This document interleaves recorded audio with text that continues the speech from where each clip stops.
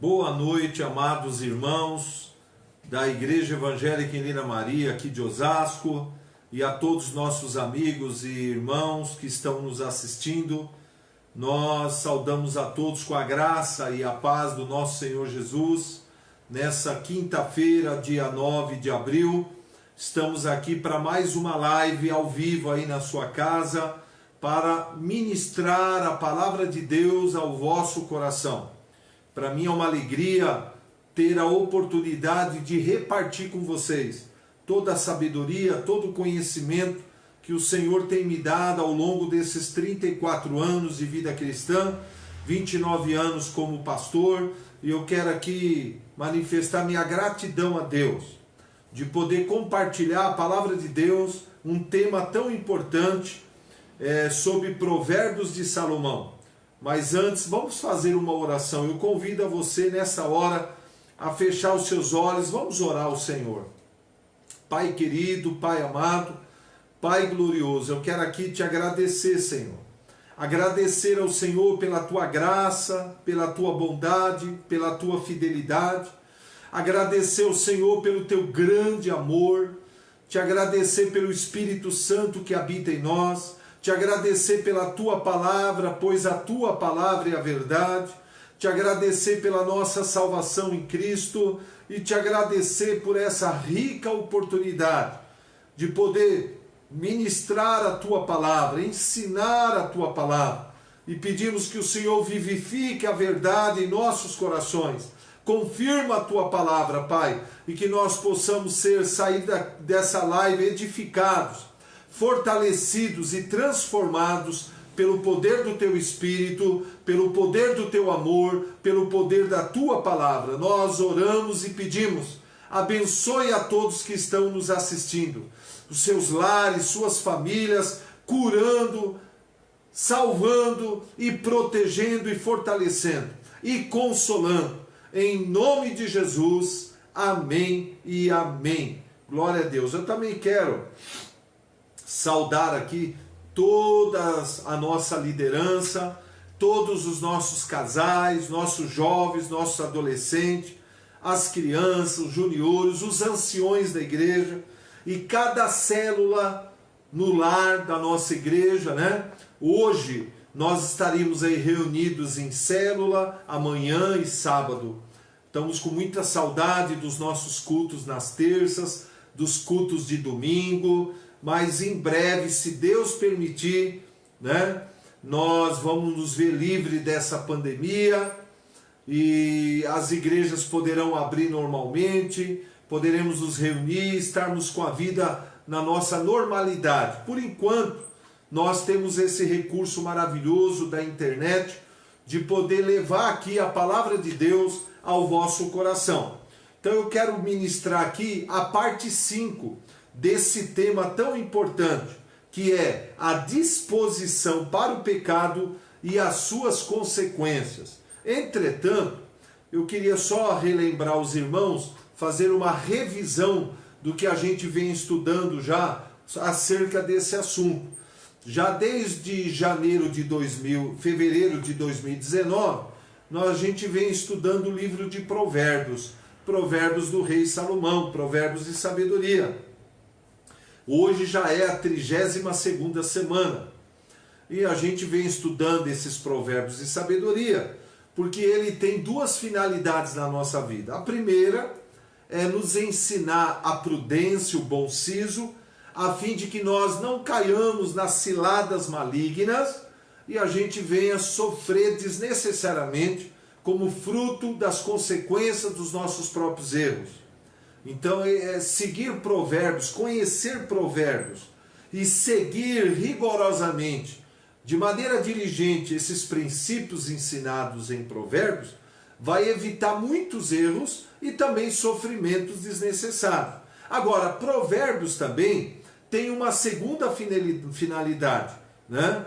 Nos ajudar a resolver problemas, nos ajudar a consertar erros e problemas que a gente tenha cometido e amenizar a nossa dor e amenizar o nosso sofrimento. Então, estudar provérbios é uma bênção. E vocês que têm aí estudado conosco esse 1 ano e meio, sabe do que eu estou falando. E nós estamos estudando já há algumas semanas a respeito desse tema, a disposição para o pecado e suas consequências. Hoje, a parte 5. Eu quero primeiro ler esses provérbios que diz respeito a esses assuntos. Primeiro, Provérbios capítulo 10, nos versículos 2 e 23, que diz: os tesouros da impiedade de nada aproveitam, mas a justiça livra da morte. Para o insensato, praticar a maldade é divertimento. Para o homem entendido, o ser sábio. Aleluia. Provérbios 11, 19. Tão certo como a justiça conduz para a vida, assim o que segue o mal para a sua morte o faz. Agora, Provérbios 11, 21. O mal é evidente, não ficará sem castigo, mas a geração dos justos é livre. Provérbios 11, 27. Quem procura o bem alcança favor, mas ao que corre atrás do mal, este lhe sobrevém. Provérbios 12, 14. Cada um se farta de bem pelo fruto da sua boca, e o que as mãos do homem fizerem, ser-lhe-á retribuído. E agora Provérbios 15, 26. Abomináveis são para o Senhor os desígnios do mal, mas as palavras bondosas lhe são aprazíveis. Então nós vamos fazer algumas reflexões, e alguma revisão do que nós vemos estudando a respeito desses provérbios. Primeira coisa, esses provérbios, eles nos ensinam e nos alertam a respeito do perigo do pecado e das terríveis consequências que o pecado produz na nossa vida. Por isso que Romanos 6,23 diz: o salário do pecado é a morte, mas o dom gratuito de Deus é a vida eterna por Cristo Jesus. Também como cristãos, nós precisamos estar conscientes que uma das razões da morte de Cristo na cruz do Calvário foi a de nos libertar da escravidão do pecado. Romanos 6, dos versículos 1 ao 14, diz que o pecado não tem mais domínio sobre nós, pois nós não estamos debaixo da lei, mas debaixo da graça. E nós morremos juntamente com Cristo para vivermos em novidade de vida. Aleluia! O velho homem foi sepultado com Cristo e o corpo do pecado destruído. Falamos também com base em Romanos 4, 25, que Jesus Cristo morreu pelos nossos pecados e ressuscitou para a nossa justificação. Falamos também que nós nascemos de novo em nosso espírito, em Cristo Jesus, para vivermos em novidade de vida. Por isso que, segundo a carta de Paulo aos Coríntios, capítulo 5, 17, diz: quem está em Cristo é uma nova criatura. As coisas antigas, as coisas velhas passaram e tudo se fez novo. Falamos também com base em Efésios, capítulo 2, do 1 ao 10, que nós fomos vivificados juntamente com Cristo, fomos feitos obra-prima da criação de Deus para praticarmos boas obras. Falamos também com base em 1 Coríntios 6,11, que o sangue de Cristo nos lavou dos nossos pecados e nos justificou de toda a culpa. Falamos também com base em Romanos 8, verso 1, 33 e 34, que agora nenhuma condenação há para nós que estamos em Cristo Jesus, que não vivemos segundo a carne, mas segundo o Espírito.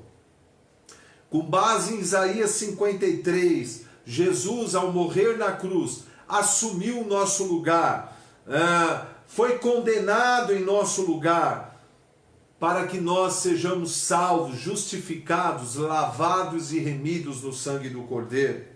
Ensinamos nas primeiras partes que, em razão do novo nascimento, nós fomos libertos da velha natureza e da lei do pecado e da morte, através da lei do Espírito da vida em Cristo Jesus. falamos também que nós estamos debaixo de uma promessa. Está lá em 1 João 5, capítulo 5, verso 18, que diz: todo aquele que é nascido de Deus não vive no pecado, por isso conserva a si mesmo, Deus o guarda e o maligno não lhe toca. E a razão pela qual o maligno não toca o cristão são duas razões. Primeira porque ele nasceu de novo em Cristo. E se você nasceu de novo em Cristo, você está agora no reino de Deus, assentado com Cristo nas regiões celestiais, acima de todo principado, poder e potestade. Você agora está enxertado no corpo de Cristo. Cristo é o cabeça. Você está enxertado na videira verdadeira. Jesus é a videira. Você é o ramo. E você está agora no esconderijo do Altíssimo, debaixo da sombra do Onipotente. Essa é a primeira razão pela qual o inimigo não pode te tocar. Porém, existe uma segunda razão. Você não vive na prática do pecado. Nós podemos pecar? Sim. Pecamos? Sim. Uma coisa é você cometer um pecado esporádico, num momento de fraqueza, uma falta de vigilância. Outra coisa é viver na constância do pecado, na prática constante do pecado. Na prática do pecado voluntariamente, como diz Hebreu 10, 26. E aí o maligno, ele acaba encontrando brechas, né, para poder tocar no cristão.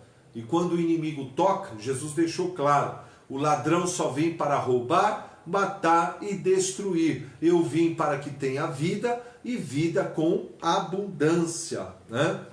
E nós falamos que o inimigo, ele nos ataca em duas frentes de tentação, para tentar encontrar uma brecha, um direito legal adquirido na nossa vida.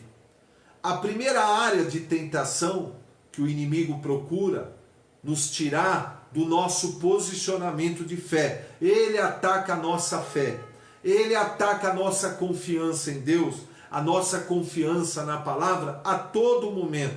A todo momento a nossa fé tem sido testada, tem sido provada. Ainda mais vivendo no meio desse caos mundial, nessa pandemia de coronavírus. Mais do que nunca a nossa fé tem sido testada. E eu espero que tenha sido aprovada, esteja sendo aprovada pelo Senhor, né? Passar por um teste de fé é uma coisa. Agora nós temos que ser aprovados nesse teste.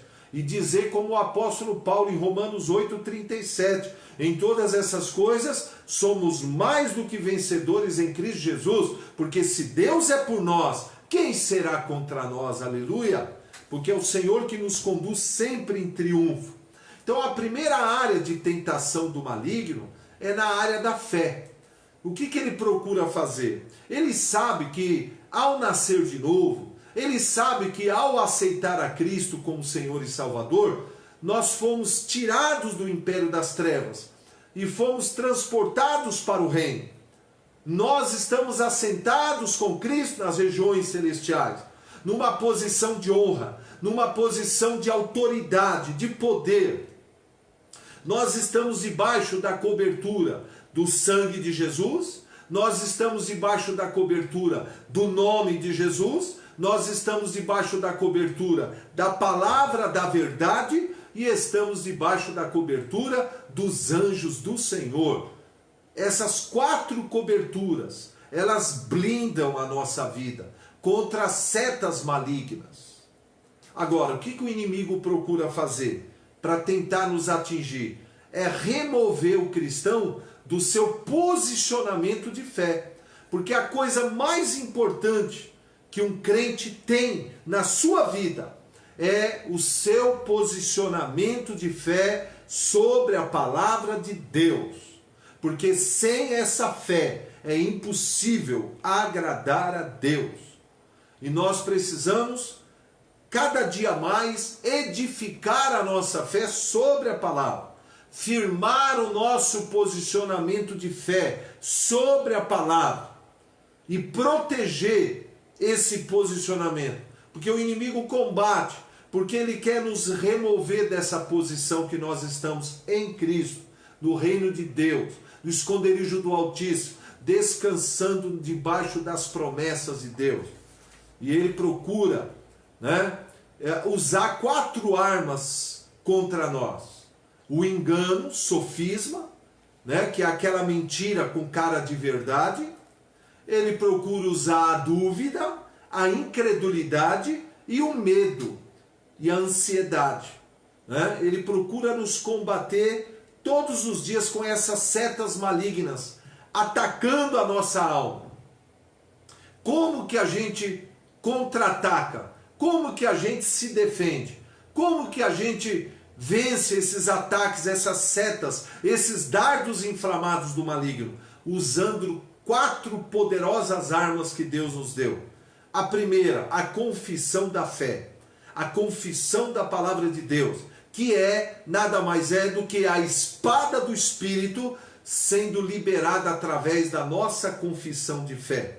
Por isso que em Mateus 4, do 1 ao 10, e Lucas 4, do 1 ao 13, quando Jesus foi tentado pelo diabo no deserto, como é que Jesus o venceu? Como é que Jesus o resistiu? Através da confissão da fé. Está escrito: nem só de pão viverá o homem, mas de toda a palavra que sai da boca de Deus. Está escrito: não tentarás ao Senhor teu Deus. Está escrito: somente ao Senhor teu Deus adorarás e a Ele prestarás culto. E diz o texto que o diabo teve que deixá-lo.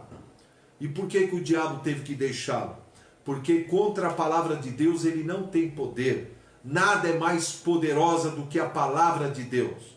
Por isso que Tiago 4,7 diz: sujeitai-vos, portanto, a Deus, mas resista ao diabo. E como é que você resiste ao diabo? Através da confissão da fé.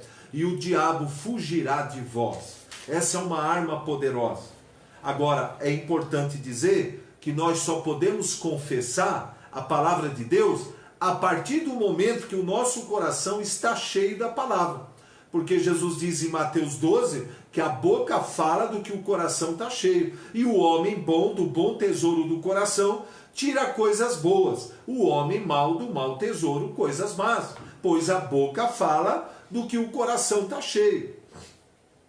A segunda arma poderosa contra o diabo, contra essas setas malignas, é as ações de graças ao Senhor.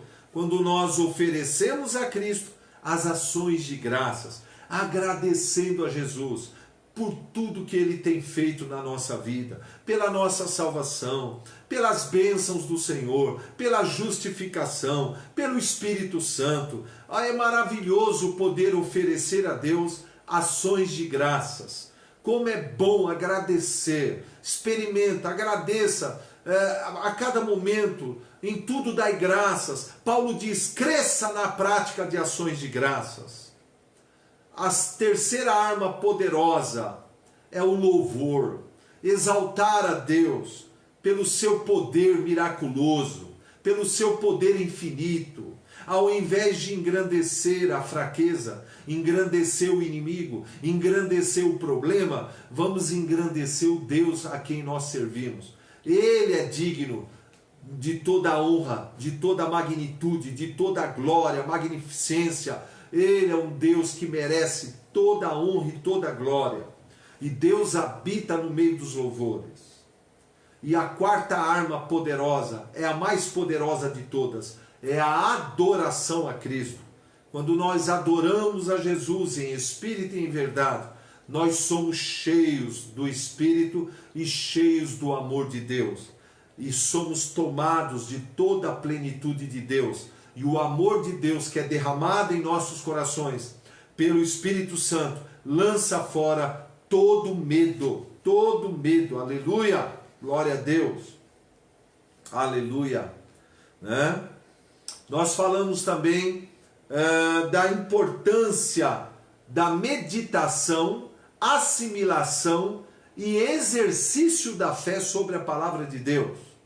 Com base em Josué 1:3, onde Deus disse para Josué: todo lugar que pisar a planta do vosso pé, vou-lo tenho dado como eu prometi a Moisés, né? Então, para tomar posse da terra de Canaã, eles teriam que pisar em cada metro quadrado daquele território.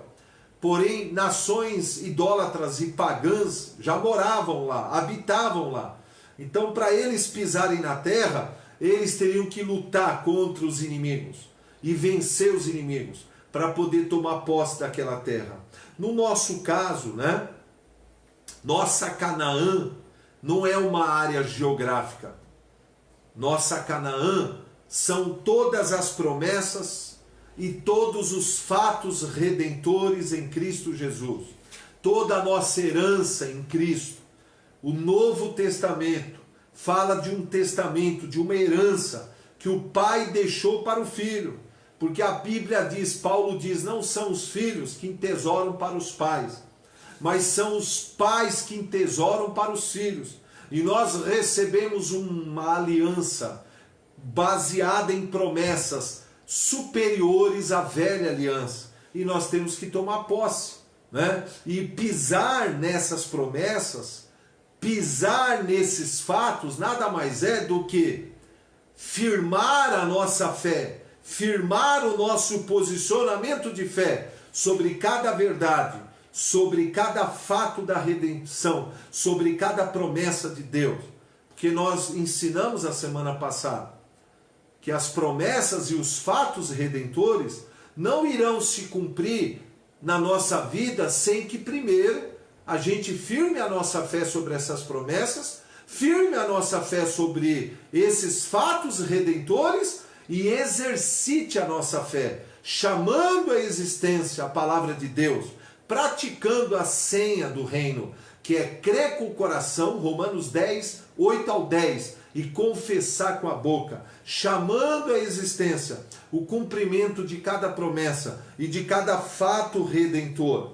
E nós devemos, com a ajuda do Espírito Santo, examinar as Escrituras de maneira diligente, por assuntos específicos, assimilar aquilo que nós examinamos. E uma vez que nós assimilamos a verdade, nós vamos então praticar uma lei poderosíssima que fortalece a nossa fé e gera convicção em nossos corações, que é a meditação. Como nós falamos, meditar é mastigar a verdade com a mente e o coração, até que tudo fique levedado dentro do nosso coração. Meditar na palavra é como fazer um bolo. O que uma mulher faz quando ela vai fazer um bolo? Ela pega uma batedeira e ali ela vai misturando vários ingredientes. Ali ela coloca os ovos, ali ela coloca a farinha de trigo, ali ela coloca o açúcar, ali ela coloca o chocolate, se é bolo de chocolate, ali ela coloca todos os ingredientes. E por último, ela vai colocar ali 3 colherzinhas ou 2 de fermento. Por que o fermento? Que é o fermento misturado a toda essa massa que vai fazer a massa crescer. Então, o que nós aprendemos através do exame, leitura, assimilação e meditação? É como fazer um bolo, pois assim como o fermento misturado à massa, ao trigo, faz a massa crescer, a palavra de Deus misturada ao nosso coração por meio da meditação vai fazer a nossa fé crescer. E aí nós vamos desenvolver uma mente renovada pela palavra, vamos edificar a nossa fé e desenvolver uma forte convicção do entendimento. Quando nós praticamos as leis da meditação, que nada mais é do que a oração em línguas, nada mais é do que o exame das Escrituras, a leitura da palavra e a meditação sobre a palavra, nós vamos nos tornando coparticipantes da vida e da natureza divina, que nos livra das paixões e corrupções que há no mundo. Nossa mente vai sendo poderosamente transformada pela renovação por meio do entendimento da palavra. Nossa fé vai sendo edificada. Então, quando o inimigo lança suas setas, que é o sofisma, mentira, com cara de verdade, o engano. Ele lança a angústia, o medo, a dúvida, a incredulidade, a ansiedade. Esses ataques malignos contra a nossa alma vão perdendo o efeito, porque nós estamos poderosamente edificados na nossa fé santíssima. Né? Nossa fé está construída sobre a rocha, que é a palavra de Deus. Aleluia! Agora, por isso que é importante fazer também a prática do MD. Além da leitura da Bíblia, do exame, você praticar o MD diariamente. Você não sabe o que você está perdendo por não praticar o MD. Porque a prática do MD vai fazer você construir, edificar a sua fé sobre 12 assuntos importantes. Quais são os 12 assuntos do MD? Né? A salvação em Cristo, né? Nossa salvação em Cristo. As finanças, promessas de Deus na área de finanças. Cura divina, saúde divina. A autoridade do nome de Jesus. A gloriosa pessoa do Espírito Santo. O dom maravilhoso de orar em línguas. Né? A mordomia. As promessas de proteção e preservação de Deus. Nossa identidade com Cristo, quem somos em Cristo, o que temos em Cristo, o que podemos em Cristo, onde estamos com Cristo e para onde iremos com Cristo, as profecias do reino de Deus, né? E aí você meditando sobre esses assuntos todos os dias, você vai edificando a sua fé vai ficando edificada, o Espírito Santo vai imprimindo na tua mente, no teu espírito, a lei de Deus, a palavra de Deus. Vai ficar gravado dentro de você, impresso dentro de você, pelo glorioso Mestre Espírito Santo. Agora, dentro ainda desse assunto do combate contra a nossa fé, do combate maligno contra o nosso posicionamento, há algo também muito importante que nós devemos fazer todos os dias. Nos revestir da armadura de Deus. E é sobre isso que eu quero falar com você. Quero convidar você a abrir tua Bíblia em Efésios capítulo 6, do versículo 10 ao 18. Eu não vou ler tudo, mas o apóstolo Paulo diz: quanto ao mais, sede fortalecidos no Senhor e na força do seu poder. Como? Revestindo-vos de toda a armadura de Deus, para poderes ficar firmes contra as astutas ciladas do diabo. Aí ele diz: tome toda a armadura de Deus, para que você possa resistir no dia mau. Nós estamos vivendo dias maus. Nós estamos vivendo. E ele diz: se você tiver revestido da armadura de Deus, você vai vencer tudo. Vai vencer tudo e vai permanecer inabalável. Aleluia! Por isso eu quero fazer algumas reflexões sobre esse poderoso texto da Bíblia. Efésios capítulo 6, dos versículos 10 ao 18. Primeira reflexão. Sendo o diabo um ser que foi derrotado, despojado e reduzido a nada por Jesus Cristo, a única chance que ele tem para derrotar um cristão é o de armar ciladas para induzir este cristão no pecado. E ele pode nos induzir em duas áreas de pecado. Ou ele nos faz cair no pecado que tem a ver com a fé, duvidar, aceitar o controle do medo, aceitar o controle da ansiedade, né? Quando a gente aceita a mentira dominar a gente, quando a gente aceita a dúvida, quando a gente aceita o medo, quando a gente aceita a ansiedade, nós acabamos cometendo um pecado. Porque quando o medo nos controla, quando a ansiedade nos controla, é sinal que a incredulidade ela prevaleceu sobre a fé. A dúvida prevaleceu sobre a fé. Ou ele tenta nos derrotar nessa área, ou na área moral, que nós vamos falar nas próximas semanas. Segunda reflexão, ele ataca a nossa alma nas áreas do pensamento, nas áreas do sentimento, das emoções, nas áreas do desejo, a fim de nos enganar, oprimir, seduzir e induzir ao erro. Ele procura atacar todos os dias nossos pensamentos para confundir nossa mente e nos enganar. Ele procura atacar nossas emoções, com emoções negativas, tais como medo, ansiedade, angústia. E ele procura atacar também nossos desejos, para gerar em nós desejos ilícitos, ou roubar de nós a nossa vontade de viver, de trabalhar, de praticar a palavra e de querer nos lançar numa depressão.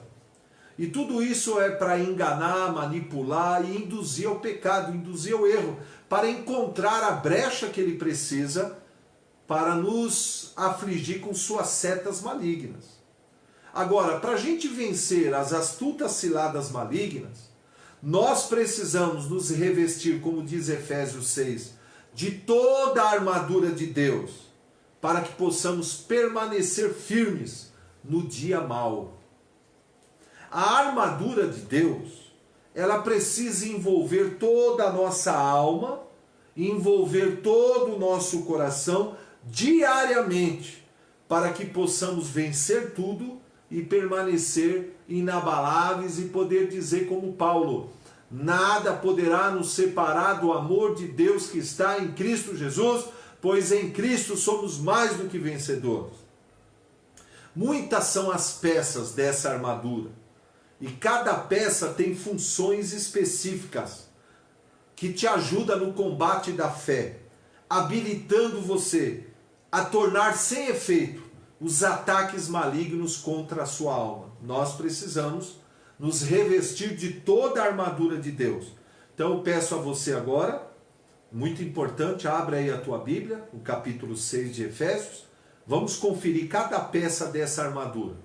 E Paulo se baseou em quê para falar dessa armadura? O soldado romano.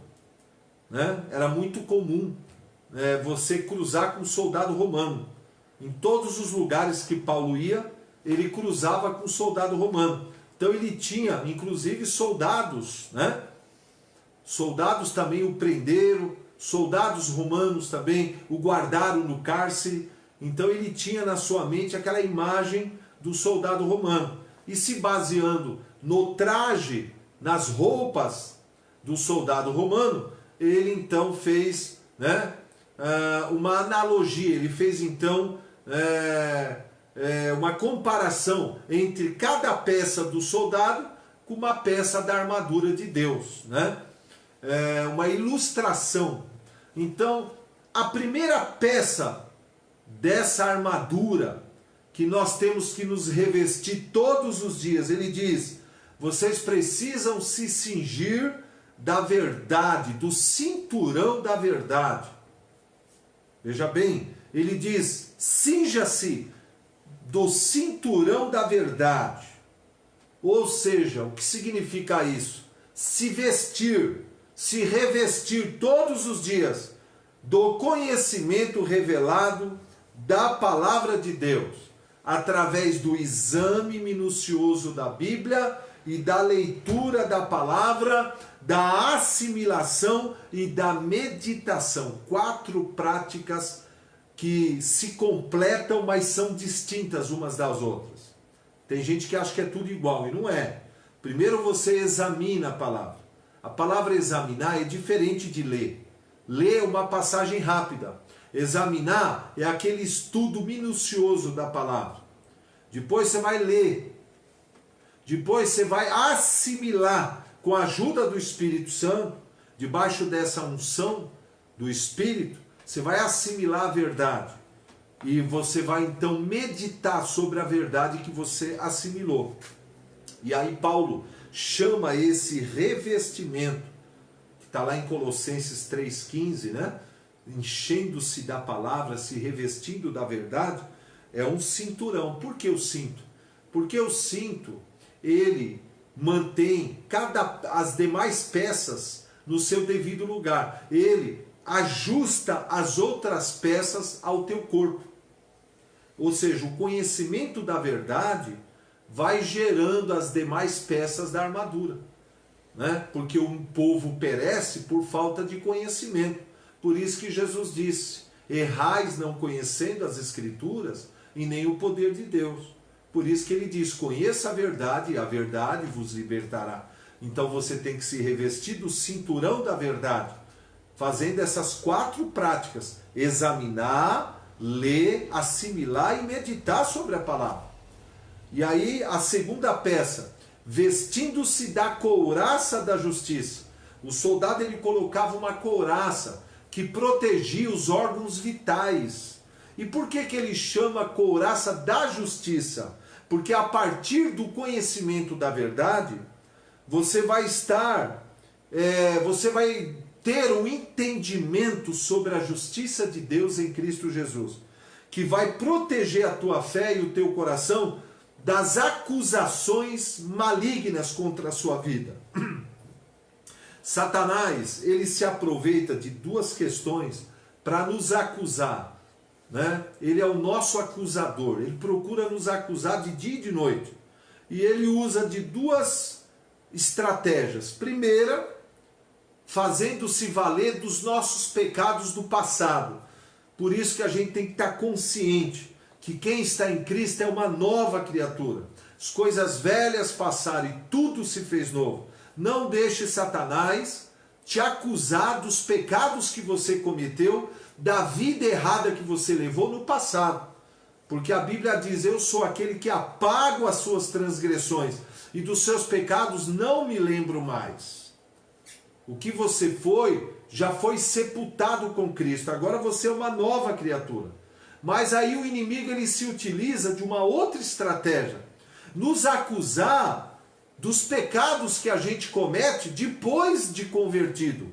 Por isso que 1 João capítulo 1, verso 9 diz: se confessarmos os nossos pecados, ele é fiel e justo para perdoar os nossos pecados e nos purificar de toda injustiça. E nós temos um advogado, Jesus, que intercede ao Pai por nós. Jesus é a nossa justiça.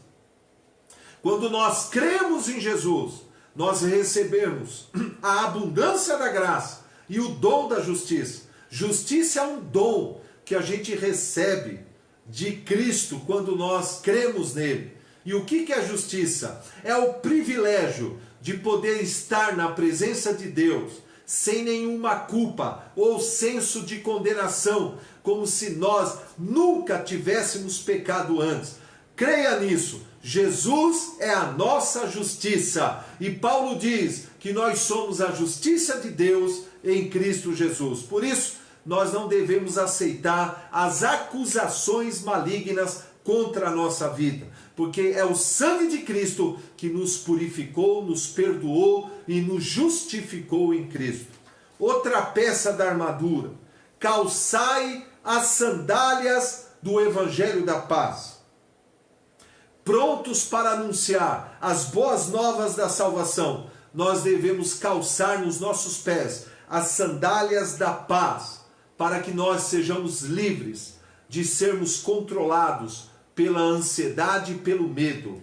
Nós recebemos a paz de Cristo. A paz é uma arma poderosa contra o diabo. A paz de Cristo é a âncora da nossa alma. E ele diz em João 14, 27, a minha paz vos dou, a minha paz vos deixo. Não vou lá dou como o mundo a dá. Não se turbe o vosso coração, nem se atemorize. Calça as sandálias da paz. Paulo diz: não ande ansioso por coisa alguma. Não ande na ansiedade, ande na paz de Cristo. Essa paz gloriosa, que é fruto da nossa fé, da nossa confiança em Deus e da consciência da presença dele na nossa vida e da justificação em Cristo. A quarta peça dessa armadura, embraçando sempre o escudo da fé, com o qual podereis apagar os dardos inflamados do maligno. A gente nunca pode baixar a guarda. O escudo da fé tem que estar sempre levantado. Se levantou de manhã, já levanta o escudo da fé, porque o inimigo ele lança dardos inflamados contra nós.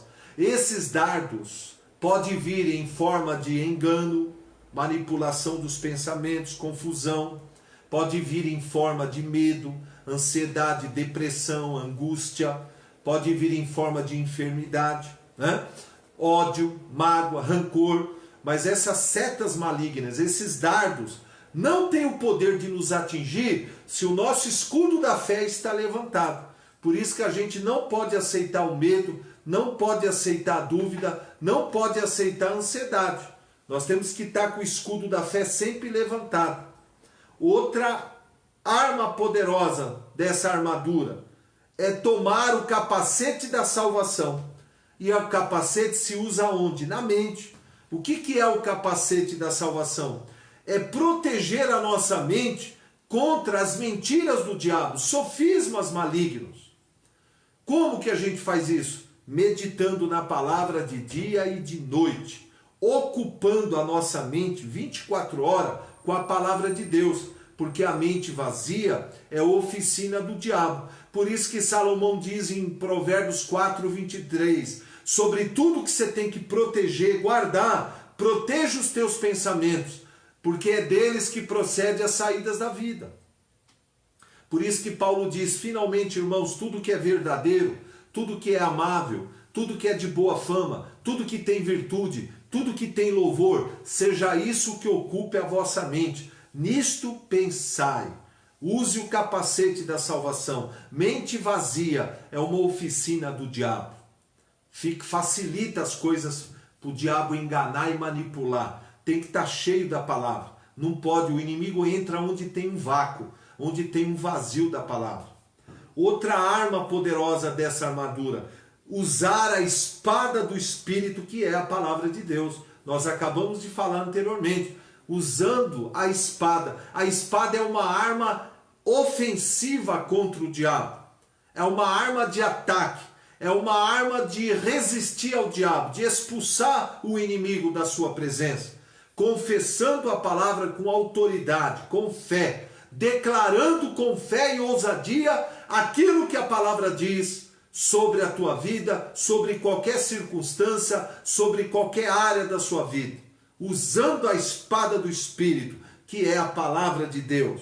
E outra coisa que ele diz no finalzinho, e orando em todo o tempo no Espírito. Em todo o tempo, ore em línguas para a sua edificação pessoal.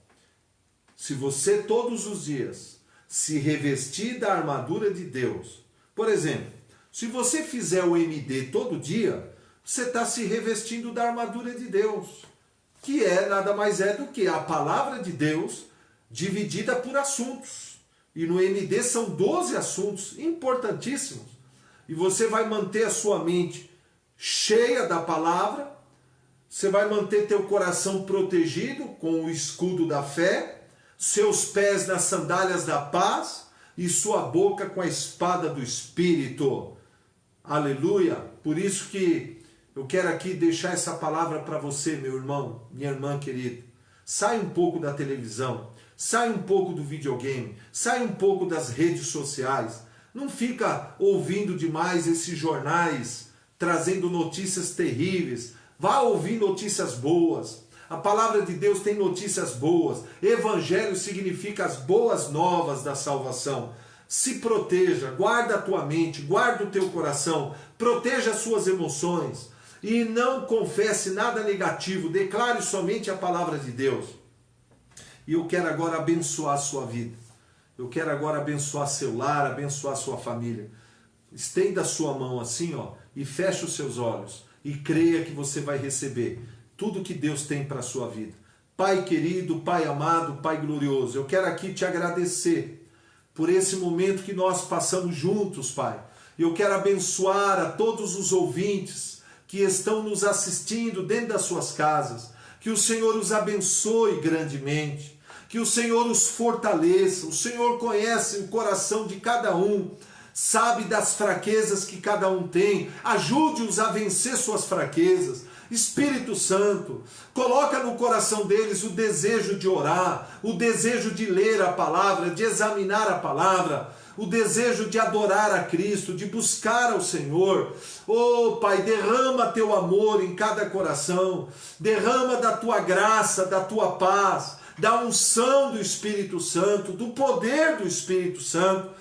Derrama das bênçãos de Abraão, das bênçãos da nova aliança, que o Senhor proteja teus filhos, proteja suas famílias, oh Pai, proteja a nossa nação, Senhor, dá um basta nessa pandemia na nossa nação, a tua igreja tem clamado de dia e de noite, Senhor, atenta para as nossas orações, sara a nossa nação, sara nosso país, cura os enfermos, ó Pai, e traz um grande avivamento espiritual sobre as nossas vidas, sobre a nossa igreja, sobre a nossa família, sobre a nossa nação. Nós abençoamos em nome de Jesus. Amém e amém. Glória a Deus. Eu quero aqui mandar um abração para todos aí da IHM, nossos familiares também, nossos amigos, nossos irmãos que estão nos assistindo. E quero convidar você para amanhã, sexta-feira, nós vamos trazer uma palavra poderosa da parte de Deus. Um panorama da Bíblia e instruções de como você deve estudar a palavra, como você deve examinar a palavra, como você deve assimilar a palavra. Não perca, amanhã, sexta-feira, 7h30 da noite. Também eu quero convidar todos os amados para domingo. Domingo vai ser um culto especial, hein? 6 da tarde, vocês não podem perder. Domingo, 6 da tarde, eu quero dar uma instrução. Vocês vão comprar o pão, vão comprar o suco da uva, vocês vão deixar já preparado a ceia na sala de vocês. Vai ser lindo. Todas as famílias reunidas para cear, né? Nós vamos estar aqui com uma ceia, vamos ungir, né, o pão, vamos consagrar o pão, consagrar o vinho, ungir, orar, e nós vamos celebrar a Páscoa juntos, né?